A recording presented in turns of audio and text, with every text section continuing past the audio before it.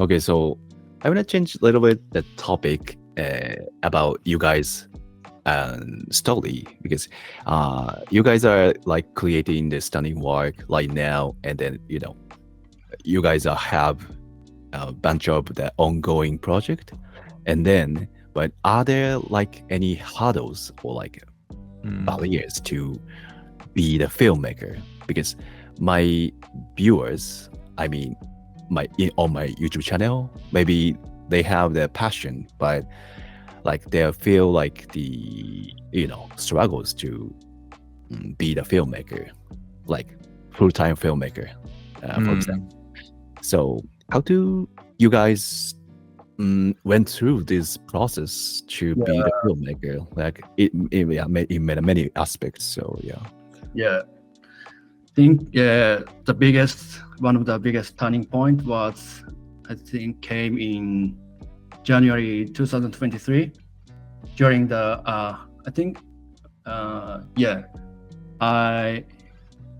until then I mainly worked in Japan, but always wanted to do some project abroad. And then Til and I had been talking about the project, shooting abroad. And then I decided to buy very expensive flight ticket to the Australia. Oh yeah. And then the most expensive. very expensive, but I decided to go for it, and we filmed I think 7 or 8 projects in 3 weeks in Australia. And Til has always wanted to do in a documentary style. Nice. And I've never experienced like filming documentary, but we did it. We did. I think we completed to film. That was very amazing experience for me. And I think like moving forward, I think the other hurdle that we're facing is like, I guess finances is always difficult. Making a film can be expensive, but that's not an excuse to not go after it. Like we went and did Mongolia for a pretty cheap sort of thing, and that's not saying that you've got to go out to crazy places to make a film. I think we always find a way to we don't worry about the finances as much as we should. We sort of put everything we have into this, which I guess a lot of your viewers probably do. But I think the other thing for me was this year, like, you don't need to get I sort of realized you don't need to be employed full-time or have someone to label you as a filmmaker. You've sort of just got to do it. You've got to back yourself and just don't be shy of failure and just keep on making things. Like we said before, we didn't know what frame rates were 4 or 5 years ago. Now we've got a film into Banff, which is awesome, and it's like not as if we're up here, but we're going from here to here, so it's like a nice sort of way to improve. Wow, that sounds so fantastic. And how do you guys like improving like now? Like is there any mentor or like who like you guys have look up to someone who are living in your like is nearby? So do you have any like mentor, each of you, or like watching like more like something that YouTube video or like Vimeo, and then you catch something and then like analyze something and then you try on your location? How do you guys improving this skill or like creating or like storytelling? For me, I watch Vimeo. Something interesting for me and then I learned from them, and then I try to do something I want to do for my project. That's it. I don't have any others, something like that. Yeah, I think like similar. Yeah, we do share a lot of stuff, and a lot of work that we like, and I think the biggest thing what we've both learned or focused on in the last year would just be lighting, and sort of just how to use natural light. I think it's such an important thing, and so now like whenever we're outdoors, we're always got Sunseeker out planning around the light, trying to shoot it backlit, crosslit, that sort of thing, and I think that's just a process of make your mistake, come back, okay, how could I make this look a little bit better? So I think that's probably for me as well. YouTube, watch sort of things. And try out and error by yourself through the shooting. That's so nice. Do you have okay, so you guys are like you guys created the team at Glimmer Films. What's your plan to the next step?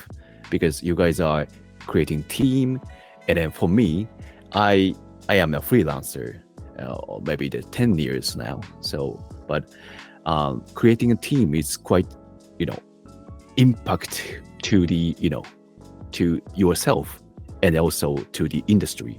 So, what is your plan to like do more bigger project, or like bring that more people inside your team, or do you have any like plan or any goals to achieve by your like Glimmer Films like that?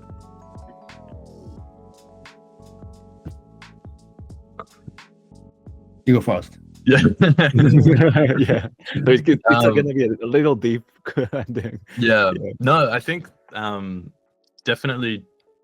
I think, well, for me anyway, my first priority with Gaku, I would say, would be to just keep on making things, to keep on improving. I think it's easy. I've seen a lot of filmmakers, young filmmakers, get really business savvy and making a lot of money or whatever, but they're not doing work that's improving them or work that they want to do.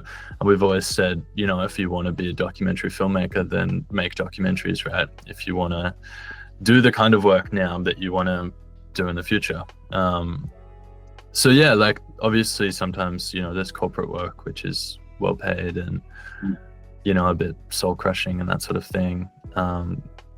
Which, you'd, make a living off. But I think sort of going back to your question, the plan for the future would be to just keep on making things, to maybe try and, make some longer form documentaries. And that's quite nice. Just to keep, I think as well, like a lot of our films, we do have, they do cross messages with things like climate change and sort of real world issues. So I think if we can like, use our skill set to create powerful stories, and whether it's just us two or we grow, I think that's sort of the priority of what we want to do.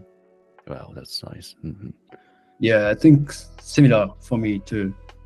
Like we want to do like something different from other filmmakers doing, and we want to be unique, and we want to make something beautiful to offer viewers like new inspiration, and like so we want to make we want to keep going what we are doing right now, and I don't know the future. I don't know. I don't know about the future, but we just keep doing. Wow, that's so nice. I feel your passion from your word. So this is a before wrap up question, but many people who are watching this conversation, maybe they want to do something like the passion project, or like maybe someone has a dream to be part of the like a feature film, or someone want to create like documentary film, like same as you guys. But do you guys have any like messages or like something advice or hindsight to viewers like have the same passion to create something like filmmaking? Especially Gaku knows like Japanese people like the perspective or like culture, so I wanna tell them and convey them by you guys a message. Yeah. But do you have something about that? Yeah, it's just 4 years since I started film, so I don't know what I can say. Oh, yeah, you started 4 Just years? 4 years or 4 or 5 years. Okay. Wow. I don't know what I can say. Stunning work there. Wow. Yeah, one of the most important thing for me is like if you have something you want to do, like don't excuses and take risks and just do it. And then I think always like anxiety comes with you. Yeah, when you do something you want to do. Yeah. Just do it. Yeah. Yeah, I agree. I think, like we had booked a ticket to Mongolia before we'd even organized the film. So sometimes you've just got to go and make it work. But yeah, basically what Gaku said, don't be shy. And I know this is such like an obvious message and everyone says, just go for it. But yeah, sometimes you feel like you're going nowhere, but you'll wake up the next morning and it'll be working out for you. So yeah, it's exciting. I think like for us anyway, we've sort of felt a lot of struggle with filmmaking and how do you stay motivated? How do you improve? How do you make a living? All those sort of questions. But I think if you push through all that hardship, it slowly gets easier and easier, and you and if you stay true to what you want to do, I think that's sort of my advice. Wow. Thank you. This was so powerful, word to the viewers, I guess. So yeah, this has been so fantastic conversation. So before we wrap up, can we find your information, or where can people follow your like project or like information? Do you have any like social media or anything else you guys are having? Yeah, maybe. But you don't have. You have it or not? No, I'm You're making. I'm still I don't know. I need to start to share some more stuff, but Gaku is probably the one to follow for now. Okay. Yeah. So maybe if you wanna. Website is more good for Website or Instagram or Facebook. Okay. I got it. Yeah. So we can search the Glimmer Films. Yeah. And then we can see the news or like your latest work in the website. Yeah. All right. That's great. Okay. So thanks again, Gaku and Til. That was so nice conversation, and then I'm so like inspiring to me and as well. So yeah, thank you for being here. Thank you so much. Yeah, it's so nice to time. Yes. Okay, see you later. Bye. Yeah. はい。まあこんな感じでね、めちゃめちゃ長く2人に話してもらって本当にありがとうございます。ガクもティルももう自分の道を見つけて、一直線に進んでいるけれど、やっぱり僕らと同じような悩みも抱えていて、それを自分たちでどうにかね、作品を作りながら乗り越えていってって話を聞けたと思うんですけど、めちゃめちゃ感動しますし、尊敬するなと思っていて、やっぱり僕ら、特に日本人ってちょっと言うのは嫌ですけど、準備されるのを待ったりとか、やりたいことあるんだけどみんなやってないからちょっとやめとこうとかね、そういう思いって誰しも少し持ってしまうような、文化だったり空気だったりすると思うんですけど、彼らの言葉とか実際やってることを見たときに、彼らも言ってましたけどね、4年前から始めてで、ぜひねちょっとサイトとか説明欄、概要欄に貼ってますけど見ていただきたいんですけど、彼らは初めもう熱意だけでね始めて、